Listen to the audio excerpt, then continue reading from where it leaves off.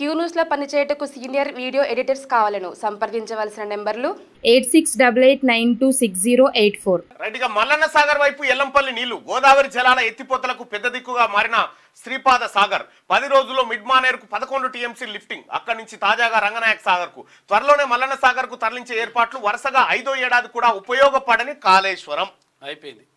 ఎప్పట్లాగే ఈసారి సైతం ఆదుకున్న ఎల్లంపల్లి. గత సర్కార్ సుమారు 1,00,000 కోట్ల రూపాయలు ఖర్చు పెట్టి కట్టిన కాళేశ్వరం వల్ల ఎలాంటి ఉపయోగం లేకపోవడంతో వరుసగా 5వ ఏడాది కూడా గోదావరి ఎత్తిపోతలకు ఎల్లంపల్లి ప్రాజెక్టే దిక్కైంది. గడిచిన 10 రోజులుగా ఇంజనీర్లు ఎల్లంపల్లి నుంచి నిత్యం 10,000 క్యూసెక్లకు పైగా నీటిని ఎగువకు ఎత్తిపోస్తున్నారు.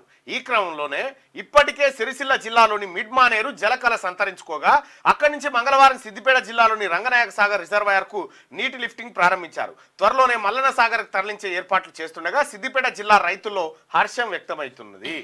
విషయం ఏంటంటే ఇప్పుడు మళ్ళా కాళేశ్వరం అనగాలి ఎవడన్నా మళ్ళా ఇది కాళేశ్వరానికి సంబంధం లేని సబ్జెక్టు. మన మేడిగడ్డ మునిగిపోయింది, అన్నారం సుందీలు అంత ఆగమైపోయినాయి ఎక్కడెక్కడ.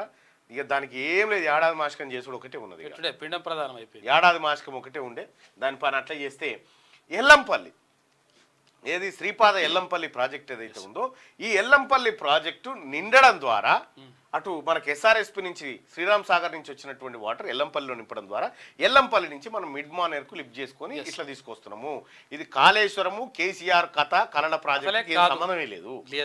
5వ ఏడాది కూడా కాళేశ్వరం ఎవరికి అక్కర రాలేదు. ఇక 10 రోజుల్లో 11 టీఎంసీలు లిఫ్ట్.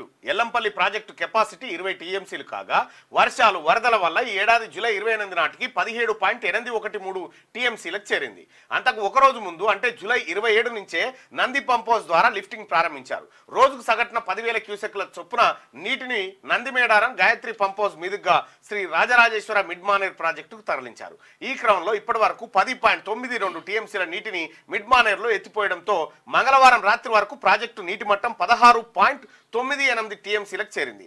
దీంతో 2 రోజులుగా 6,400 క్యూసెక్కుల నీటిని మిడ్ మానేర్ నుంచి సిద్దిపేట జిల్లా ఇల్లంతకుంట మండలంలోని అన్నపూర్ణ రిజర్వాయర్ కు మంగళవారం నుంచి రంగనాయక సాగర్ రిజర్వాయర్ లిఫ్ట్ చేస్తా ఉన్నారు. ఈ రకంగా ఎల్లంపల్లి నుంచి మిడ్ మానేర్ మీదుగా రంగనాయక సాగర్ ఇవి ఈ వార్త ఎందుకు రాసిరు వెలుగులో అంటే పొరపాటుని అవ్వని చెప్పగలరు నాయన, అవి కాదు కాళేశ్వరం నీళ్ళు అని చెప్తాడు కాక, లేకపోతే ఆగమవుతుంది కథ. క్యూ న్యూస్ లో పనిచేయటకు సీనియర్ వీడియో ఎడిటర్స్ కావాలను సంప్రదించవలసిన నెంబర్లు 8688926084.